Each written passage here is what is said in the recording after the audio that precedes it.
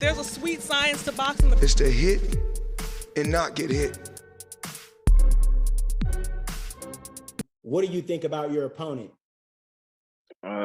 He a good fighter. You know, nothing special. You just come forward, come straight forward, pressure fighter, throw wild shots, no jab, no defense. You know, it's tailor-made fight for me. I feel like he's just gonna be running into a lot of shots. And we're gonna get him everything he's looking for. What's up, YouTube? Let's get to it. But before we get to it, make sure you go ahead and like the video. The like button right down there. Go on, touch it up for me. Appreciate that. All right, man. So we're here talking about Boots Ennis and Roiman Villa. Oh! They got a fight coming up this Saturday, July the 8th on Showtime. I wanted to come and talk about it because everybody just seemed to be, focused on Errol Spence and Terrence Crawford fight and the Jermell Charlo with the Canelo fight. Inoue versus Fulton. That's all everybody's talking about right now. But I wanted to talk about another fight. Boots versus Villa. Now, this is not one of those big fights, but this will be one of the good ones. Shut the fuck up. And if you guys don't remember Roiman Villa, that's the guy who beat Speedy Rashida Ellis, whereas everybody thought that Ellis was going to win. Everyone expected him to win, and he really was winning at the first beginning. But then I guess, the pressure started to get to him, and he lost. He lost by decision. He actually got knocked down 2 times by Roiman Villa. And he is just, I don't know, it was just a fight where we were surprised because everybody thought he was going to win. Now, as you saw at the first beginning of this video, Boots Ennis was talking about Roiman Villa, and he was basically saying that he already knows that he's going to try to come with the pressure, and he got a plan for that. They got a game plan for that.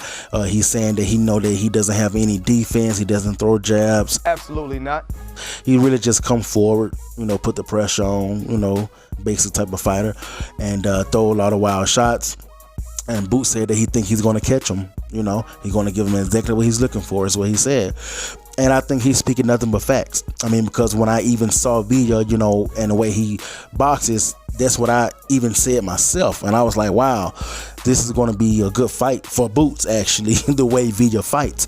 It got a lot of people who can deal with pressure. You got fighters like Canelo, Mayweather, and Boots is one of them who can deal with that type of pressure. Some fighters can't. Rashida Ellis, he couldn't. That's why he lost. But a lot of fighters out there, they really can deal with that pressure, and they have certain game plans for certain type of pressure. Boots Ennis, a lot of people wanted to criticize him because he didn't get a knockout with his last fight.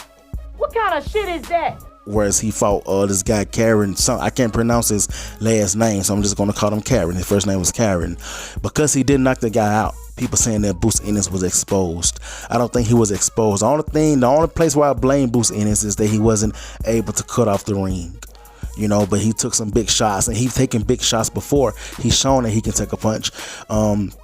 He loves to exercise sweet science. He have fun in there, and that's one of the things that I like about Boots Ennis. So this should be a great win for him.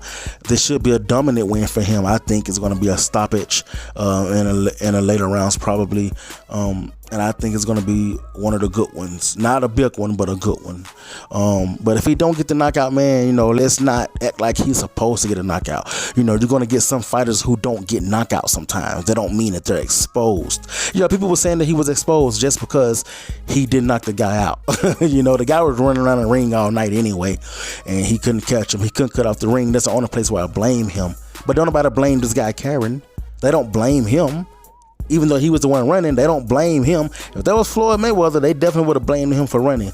If that was Floyd Mayweather and Pacquiao, this is kind of biased treatment, that goes around in boxing sometimes, but that's another subject for another day.